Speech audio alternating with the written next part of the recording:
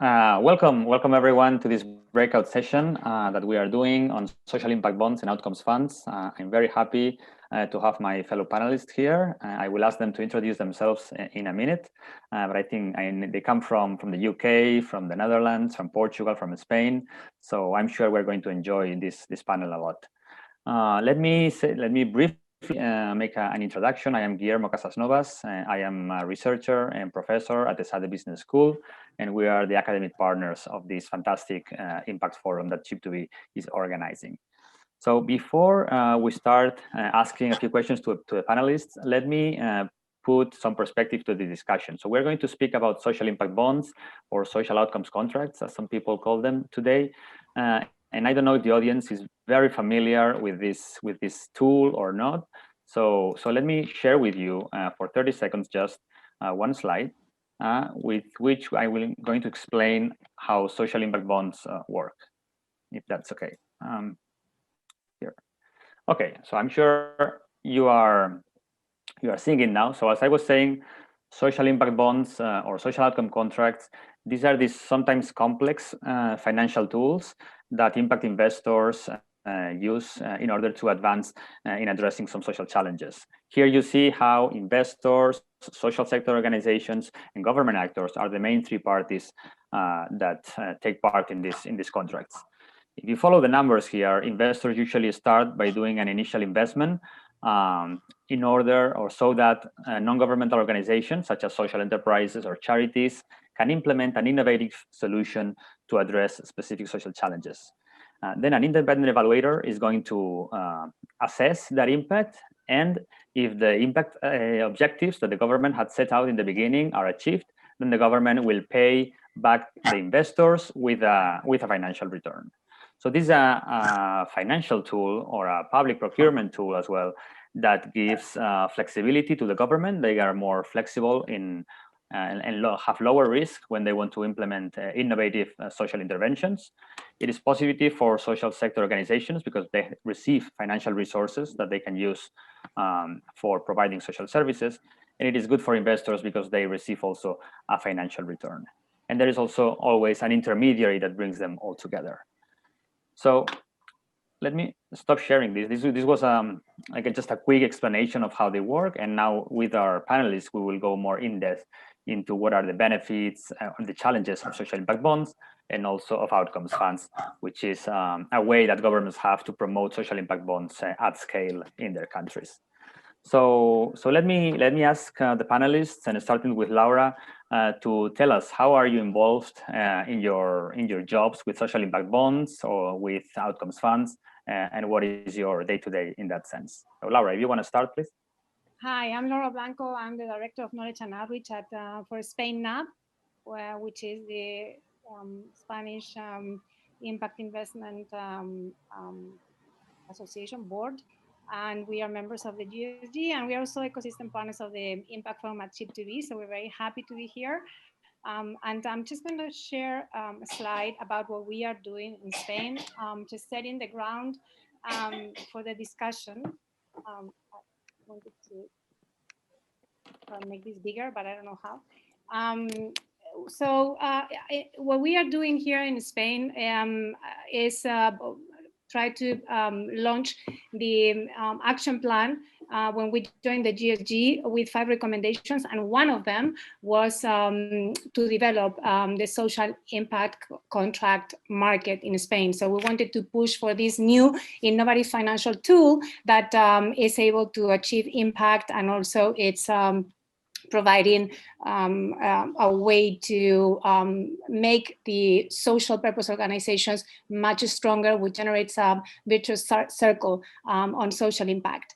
And we realized there was a need to put together the ecosystem as a whole and get a consensus on what was needed to develop the market in Spain. So with this aim, we launched a task force on social impact contracts, and here's a new name adding to what Guillermo was saying before, and that's how we as a whole, as an ecosystem, decided to rename social impact bonds because the term bond was a bit misleading, and they're actually not like traditional financial bonds. So we think that the social impact contract, which is the same name as the French have granted to this tool, it's more reflective of what it is. And so having said that, it's the same as social impact bonds. And we launched the task force on January 14th, and we had the pleasure of having a lot of the speakers, the panelists that are here today with us.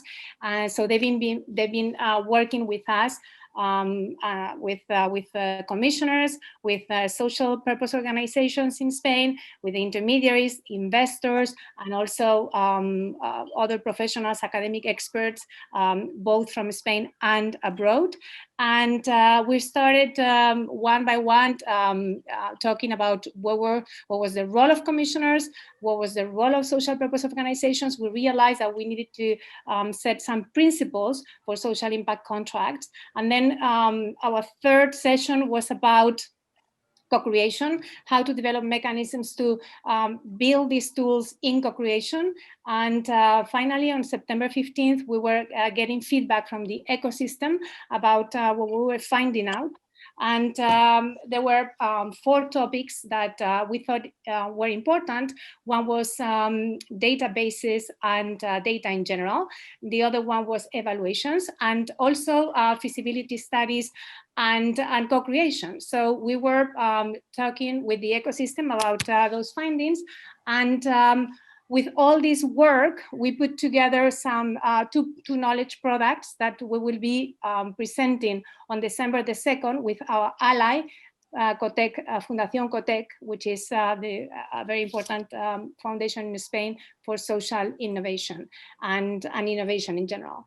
And we're happy to invite all of you on December 2nd to get to know these 2 products. There is a toolkit to develop social impact contracts in Spain, and also we have worked on a study case, case study.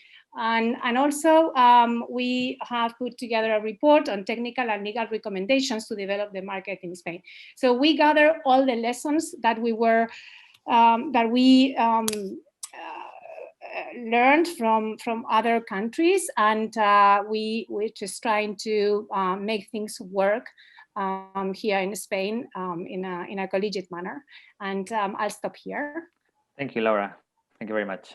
Marta, can you go next in telling us a little bit about you? Sure. So I'm Marta. I'm head of the international team in social finance. And I guess the way I am involved in SIPS is pretty intense, in that social finance effectively has been embedded in this market since the beginning. We were originally the organization which launched the first social impact bond. And since then, we've been involved in over 100 different payment by results mechanisms. I wouldn't say just SIPs, because there have been SIPs, there have been outcome funds, and there have been a number of other variations on the theme, but always with the principle that what we want to develop were mechanisms that will really focus on the final outcome for the intermediary and on creating the conditions where that can happen. Couple things I would say is, one is we've done a lot of work in the UK, but also a lot of work internationally through development impact bonds, which is a variation on a SIB. We've tried them in many different sectors. We've tried them from all points of view. You can start a social impact bond from the point of view of the government, the commissioner. Sometimes you come at it from the point of view of the investors, sometimes from the point of view of the social organization. And in the process of trying all of those variations, we realized that actually they don't always work. And there's a lot of learning that still needs to be done. This is a very early market. And I think that's where it's, that's what's taken us to start thinking about things like outcomes funds, which try to solve some of the issues that we've been observing that SIPs had, issues of efficiency, issues of scale, issues of being really strategic about your learning agenda. And I think outcomes funds are trying to do that.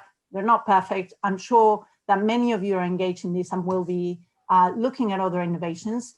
And we're really thrilled to have such a broad group of people, both in Spain and elsewhere, who are thinking about this, because the more we're all working together, the more this market will advance. Thank you, Marta. Astrid, how about you? Yeah, my name is Astrid Kaag and I work for the regional government Noord-Brabant in the Netherlands, and I'm a policy advisor. And I'm actually the initiator of the Brabant Outcomes Fund. And I set up the first investment round, and now I'm setting up the second one. And what we actually did is to set up the fund to finance a couple of SIPs in the first investment round, but not to the aim was not financial savings, but the aim was to learn more on how we can validate multiple value, like social and ecological impact, actually, because that is what social entrepreneurs are actually doing. So we need to really look at what their aim is and how we can stimulate their scaling. And I see the Brabant Outcomes Fund actually not only as a financial instrument, but also as a learning instrument, because it learns us policy advisors to work more together in our organizations between the policy domains, but also it teaches us how we can work and cooperate more together with the private investors and entrepreneurs, actually. So that's what I do. Thank you. Yeah, both Marta and Astrid mentioned learning. Is that learning, Mikael, something that you have experienced also in your involvement with SIPs? I don't know. I have a love-hate relationship with SIPs because, yes, I got very excited and enthusiastic when I discovered 10 years ago that this tool that was so powerful to experiment and find more efficient solutions to some of the social problems. But this enthusiasm just got transformed into frustration when we started like promoting it, certainly wrongly in Spain at the beginning with the public sector. Then when we managed to convince someone, then suddenly there were what I call the people that are white cells, no? White cell people that try to protect the system from changing. And so, you know, I lost all my hair during the process of trying to convince the system to explore and experiment with it, no? But then, you know, fervor and excitement came back again when we started delivering the first designs of social impact bonds in Spain. So we have designed a social impact bond in the Basque Country to prevent long-term unemployment for people that are older than 45 years old. We are presenting next week a social impact bond in Catalonia to prevent children from getting into the care protection system, working basically with the families. We have seen the impact. We have evaluated 3 social impact bonds in Colombia and we have seen the power they have to transform actually the way in which the public sector perceives itself. So I'm still excited. I haven't learned much because we haven't done a single social impact bond. So I don't know. I mean, it's all theoretical for the time being. It's been a bumpy road in Spain so far. How about in Portugal, Antonio? Also Thank you, Guillermo. Road, yes, a bumpy road, but we've also been very fortunate to have a small ecosystem where the distance between thinking and design and implementing is not as far as in other countries. So I think the size of our domestic market has worked towards our benefit. We at Maze have launched 5 impact bonds in Portugal out of the 13 that currently exists. So it is a big part of the day-to-day. We've launched it in different areas, from educational attainment to avoiding children and youth at risk from entering the care system, to long-term unemployment, to support informal caregivers. And if there's a few things that we've learned is we've benefited a lot from the thought leadership, the advisory and the support from our good friends at Social Finance in the UK, who are really the global leaders in this space, and all their expertise and advisory was fundamental for us to set up these transactions in Portugal. We've also learned that it's better to have quick wins and start with small pilots than trying to start right away with big projects. I used to say our first impact bond was a nano impact bond of 150,000 euros. And we've also learned that starting small is the best way to create an ecosystem. So we've been very fortunate to contribute to an impact bond ecosystem in Portugal, where not only we have these 13 impact bonds, we've helped the Portuguese government create a central outcomes fund of 20 million euros to pay for outcomes, like Astrid was saying. We've helped and partnered with the Portuguese government to create a unit cost database that could have the public sector validation of what is the value of those outcomes based on what the government is spending to tackle them. We've worked with the tax authority to create a tax benefit system for investors that are investing in impact bonds. So the learning here is that things need to happen in tandem. We need the market building and we need the transactions. And I think we've been benefiting a lot from that. Perfect, thank you. Thank you all for these fantastic introductions. And before going right into the outcomes funds themselves, let's speak for a couple of minutes about social impact bonds. And I wanted to ask Marta and Miquel, from your experience, in what context do social impact bonds or social outcome contracts work best, and in what contexts maybe they don't work so well? Marta, do you want to start us off? So I guess my experience in that front is that the conversation very quickly turns into, can we do a SIB? Is it feasible? You know, can you look at this problem and tell us whether we can do it? And often the bit that is missing from that is the question, does it actually make sense to do a SIB? And as I said before, I think these instruments are helpful for some things, but they're not helpful for everything. And I think that question is really, really important. And when I think about it, I tend to think of probably 2 or 3 things. One of them is, you know, this is an instrument that's very focused on outcomes. So if you don't have an agreed set of outcomes that you want to achieve, then there is no point. This goes back to what Astrid said before, that often you need to bring to the table different people who are impacting a particular population, and they need to agree on what they want to get from that for that population. And if they're not in agreement, and if you have, say, the Ministry of Education wanting something different from the Ministry of Health for a particular group of early childhood children, then you're never going to get this SIB. So that alignment of objectives and of outcomes is super important, and it's something that actually needs a lot of discussion up front with all the stakeholders. And that would include, for instance, the providers as well, which often get forgotten because in the end, they're the ones implementing, and you can have all the payers in agreement as to what they want to achieve. But if the provider is not on board, then you're never going to manage to make the whole system work because there are many different parties. So I think that's a really important thing. Where that alignment doesn't exist, you don't even want to start. A second factor is really what is the rationale for moving from a situation where you're actually paying for a service to where you're paying for an outcome.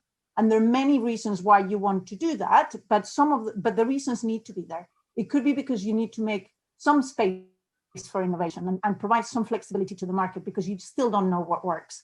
So that's a good reason to go ahead and do it. Or it may be because you're finding that the current way in which you're spending money is super inefficient and you want to make sure that it becomes more efficient. Or, you know, it may be because you actually need to keep on iterating what you're doing until you find the right way to do it. If those reasons don't exist, you shouldn't even move to that point because actually doing something by outcomes is a lot more complicated than doing it by service. Our system is created to pay for services, not to pay for outcomes. If you're going to introduce additional complexity and longer term objectives, you actually need to make sure that it makes sense. And I think the last thing I would always ask in terms of whether it makes sense is how much risk is there involved in this operation? If there is too much risk, you're never going to get someone else to take the risk. So if you're a commissioner and you're saying, I'm not going to pay you for outcomes, and the person receiving that mandate says, oh, I'm not really sure I can even get those outcomes, they're never going to take that contract from you. So there's no point in trying. But equally, if everything is more or less defined and you know how to do something, there is no point in you paying the extra premium that comes from actually asking somebody else to take a risk because there is no risk to be taken. So that assessment of how big the risk and what is it really that I am transferring out and that I'm paying for, that's an important question that needs to be considered. And I think if you have those 3 elements, you probably have a good sense that it makes sense to do something like that.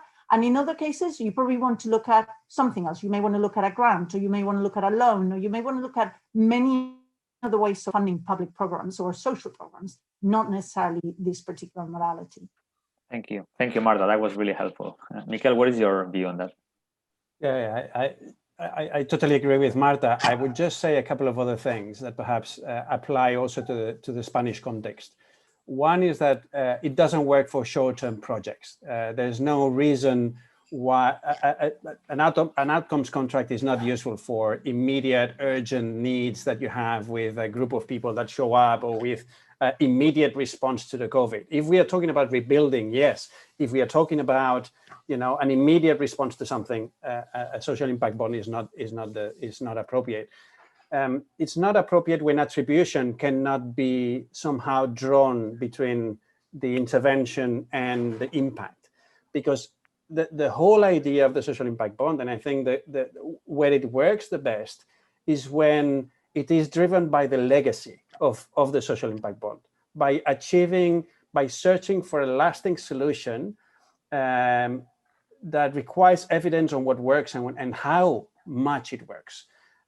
So in a way, what the whole social impact bond is about experimenting in trying to find the solution that is more efficient and effective. So and therefore, more than the project itself, is the legacy that it is trying to generate. So how do we build policy or a number of services that need to be implemented? That is the whole idea. And I think it also works when the interest on the project is from the outcomes payer. It's not generated by the service provider, it's not generated by the investor. It actually works when there is an outcome payer that is interested in paying for that specific indicator outcome that we want to generate. Thank you, Miquel. A question now for Astrid, Antonio, and Laura. So social impact bonds are a very powerful tool we've seen, but they are complex also. So how can outcomes funds, why would governments feel the need to launch an outcomes fund in order to help promote social impact bonds as a tool in their country? Astrid, can you give us a hint on that?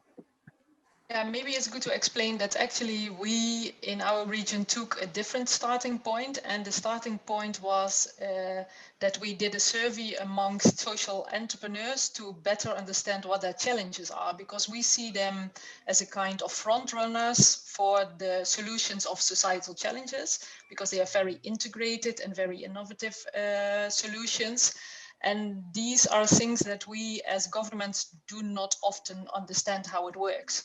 So we said that if we know better how to play a role as a government to scale their innovations, it will automatically help our region to be a better region. So therefore, the outcomes of the survey that we did was that these entrepreneurs actually have problems in finding finance to make a next step, and that we as a government are part of this problem because we have a very siloed approach. We between policy domains, there is no interaction in my organization, and also there is more or less no interaction between private and public money. So that was for me actually the starting point of setting up an outcomes fund, because I thought this is a tool to force people to cooperate better to create a solution for these social entrepreneurs. And that's the reason why we started it. And I am in a position, and I know that it's a different position than you all have, because my regional government don't have so much legal tasks. So we have a lot of space for trying out things and to just try out and see if it works or doesn't work. So this is all about more creating different cooperation between the public and the private sector than it is to save money on our budget as a first aim. You understand what I mean? Yeah, perfectly. Thank you very much. And it's true that not all the contexts and countries are the same, no? And, yeah. So how about in Portugal, for example, Antonio? Why did you feel the need to launch an outcomes fund? We felt the need to launch an outcomes fund when we basically wanted to go from ad hoc one-to-one transactions into something that could generally be set up to learn, succeed, and fail. And the outcome funds approach is a good approach for that, because it lets you have a portfolio approach. So the first thing is it centralizes more money to pay for outcomes than when you have impact bonds individually. And that's a good thing because you're working with a bigger scale. So ideally, it reduces the transaction costs associated with each impact bond. The second thing is what Martha was rightly saying about impact bonds have different intentions. Are you trying to scale something that you've seen that it works and therefore it's about operational risk? Are you trying to experiment something very new? Are you, because it's a policy area where you haven't innovated for a long time, are you trying to get the savings? And again, an outcomes fund allows you to test different propositions. And maybe most importantly is, if we think of, and this is being very pragmatic, like I really don't know the numbers, but if we think of service providers trying to initiate impact bonds, I would love to know what is the success rate of the number of impact bonds that were initiated by service providers versus the ones that were initiated by investors versus the one that were initiated by the public sector entities, the commissioners that are interested in paying for the outcomes. So by definition and default, when you have an outcomes fund, the commissioner, the outcome payer, is already engaged. So that unlocks more things to happen.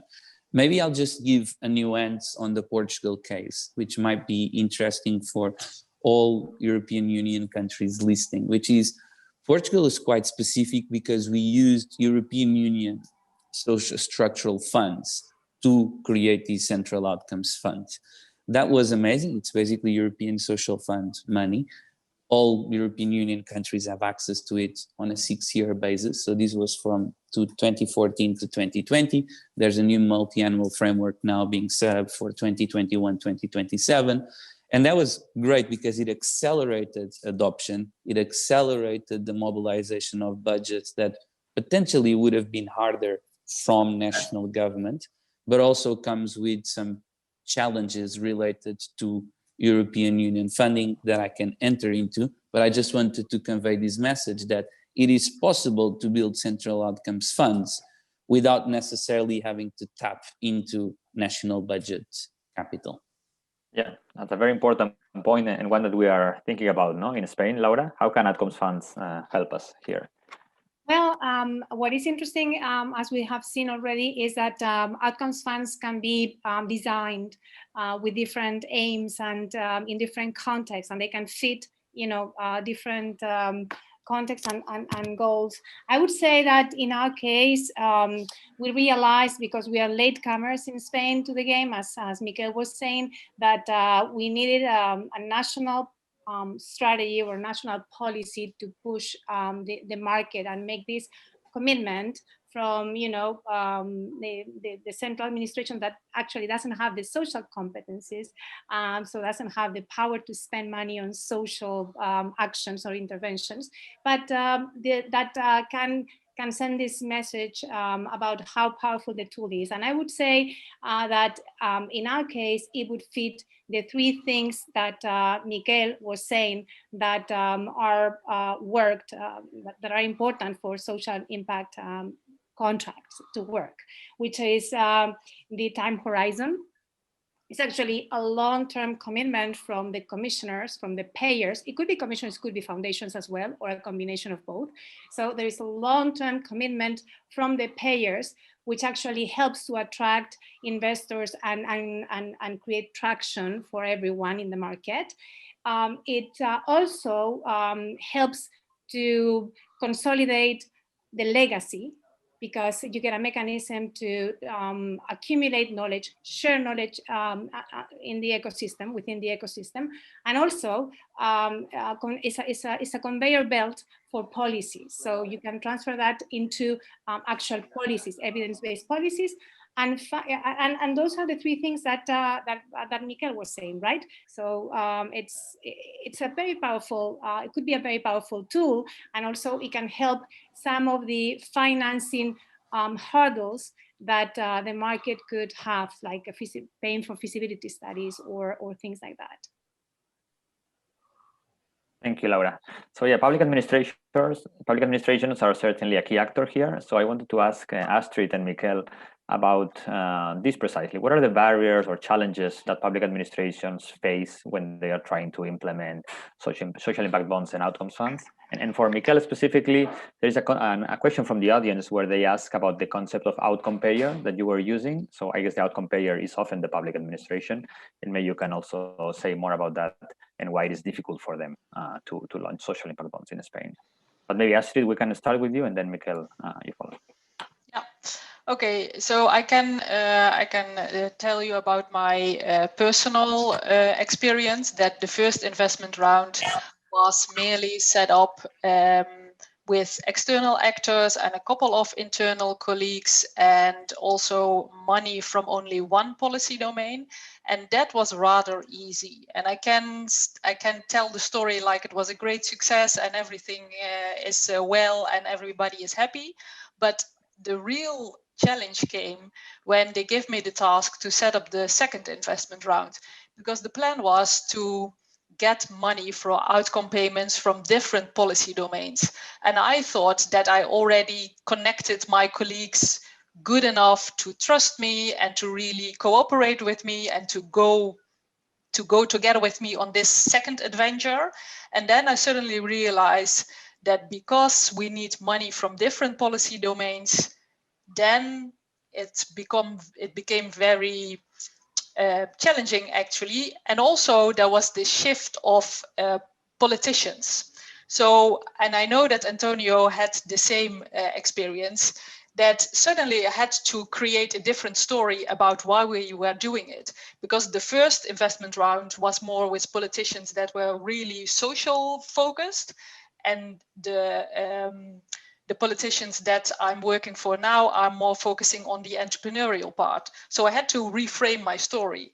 So actually the bottom line of my story is that as long as you work together with a lot of external partners, then it seems to be easy. But as soon as you have to go into the system of your own organization, then you really feel where the system is hampering what you want to achieve. And there the real change is happening, actually. So I don't give up, and I just try to get this second investment round going up and running, but it is a real challenge. Thank you, Yes. Mikel. Yeah. Yes. So the outcomes payer is the institution that is interested in paying at the end of the process or towards in the process. They're interested in paying for the results, the social results that want to be generated. So normally it is public institutions. Sometimes, yes, there are private foundations. I imagine like Asha Foundation or Telefonica Foundation deciding to pay for outcomes because they want to increase the employability of certain vulnerable groups in the country. So they could perfectly become outcomes payer. So in terms of the challenges in Spain for the social impact bonds and the outcomes fund, I would just focus on four.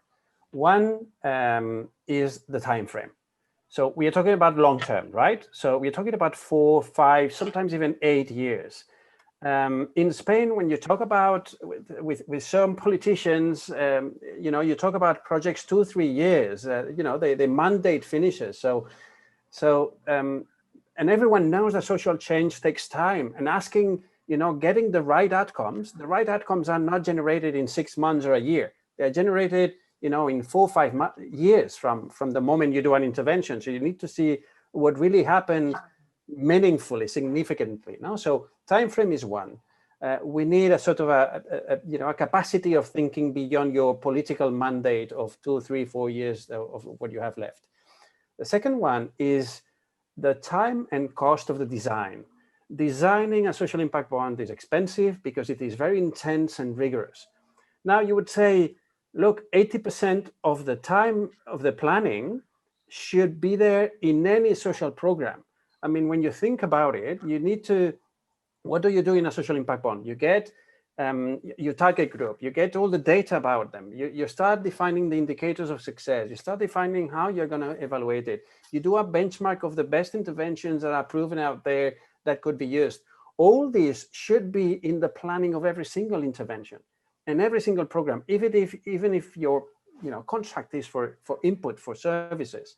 So it is 80% of that should be part of the social impact bond, but 20% of extra time is about putting a price to success and evaluating risk. These are the two elements that are additional to a social impact bond and that require a bit of time, additional time. So the time and cost of the design is the second element. The third element is let the cobbler stick to his last. Zapatero a tus zapatos kind of approach. And this is when you see that many of your interlocutors, particularly outcomes funds or public institutions, they start saying that, look, we need to focus on employment because we are an employment agency. And you say, yes, but the solution needs to, have many other services. So mental health is absolutely central to, 45-year-old people that have been out of the job market for 5 years. So unless we have, the capacity of looking at the intersection of services, of mandates, of specialities, this is where many of the new solutions are going to be. So unless we, break this idea that we all have to focus on where we are good at, and we start looking at many more mandates and many more organizations, this is where I think we will have the best solutions.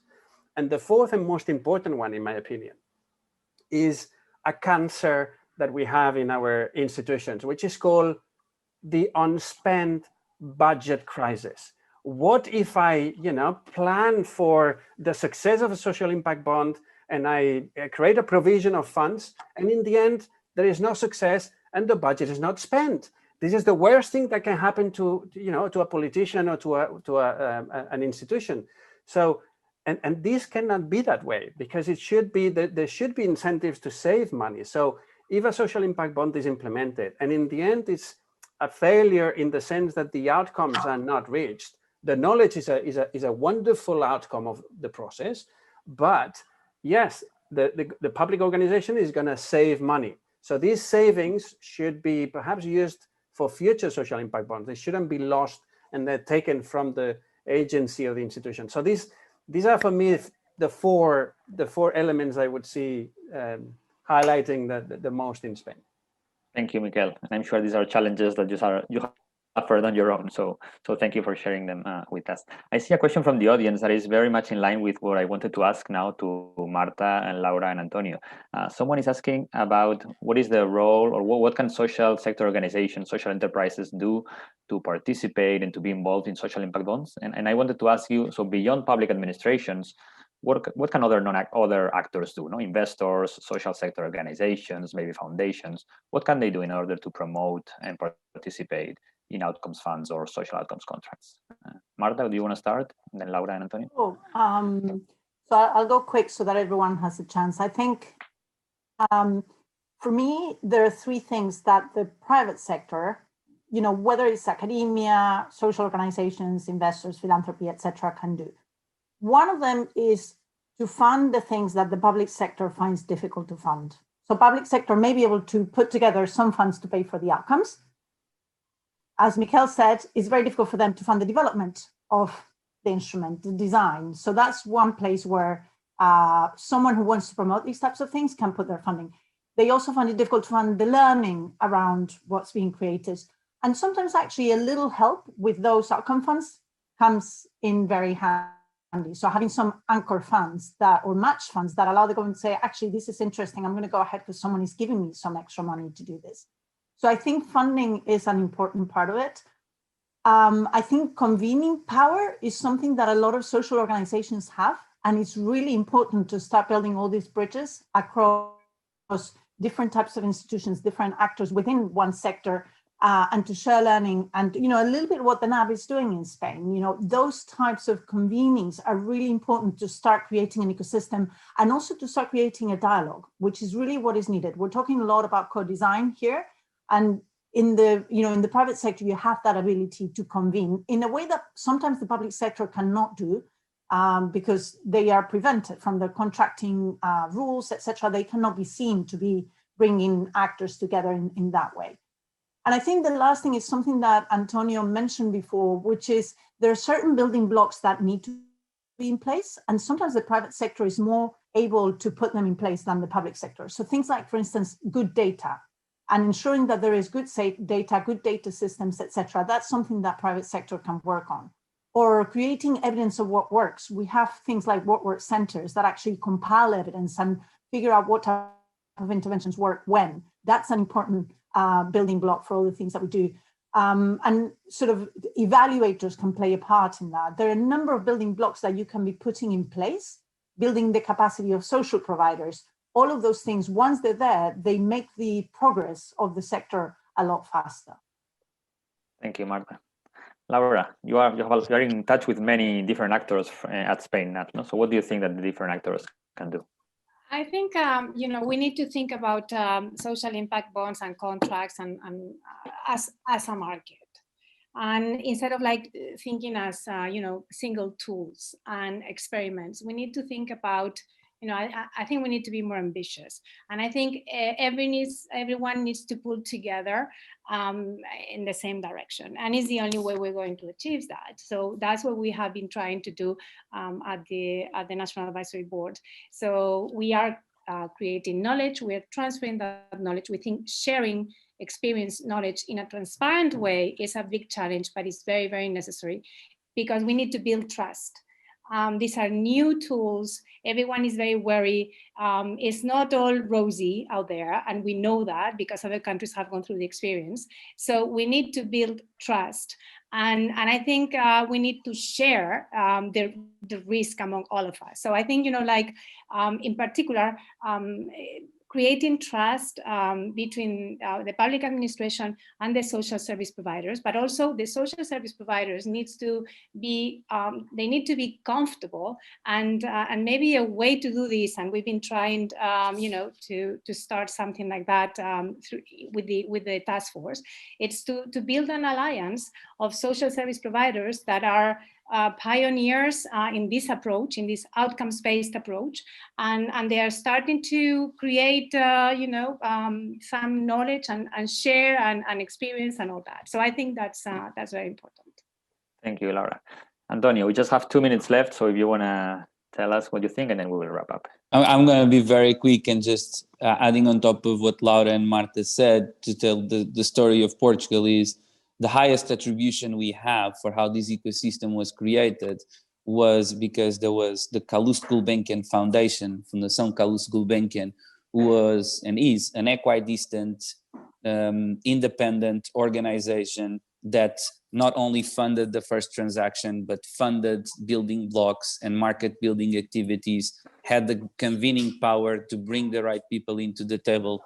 And that was the fundamental success factor that we've been having in the past years. So find the Carlos Gulbenkian Foundation in each country. Thank you, Antonio. No, indeed. No, I think that you all highlighted how the different actors in this ecosystem can have a role, and should play a role. Public administrations are certainly a certain one, but they have their own rigidities. So finding or having foundations and social sector organizations and private investors as allies, I think that's very powerful in order to boost this market in Spain. I just wanted to thank you, all of you, Astrid, Marta, Miquel, Laura, Antonio. I think it's been a pleasure and very helpful, I'm sure, for the audience to better understand how these complex tools work and what are the challenges they face. I think we heard about what things we need to think about before entering and before starting to think about whether a social outcome contract or social impact bond is relevant in that context, and also about the different challenges and opportunities that come along the way. So thanks again. We were told to finish very right in time because we are together with other breakout sessions. So I think this is the end, and thank you very much, and enjoy your afternoon and evening. Bye-bye. Thank you.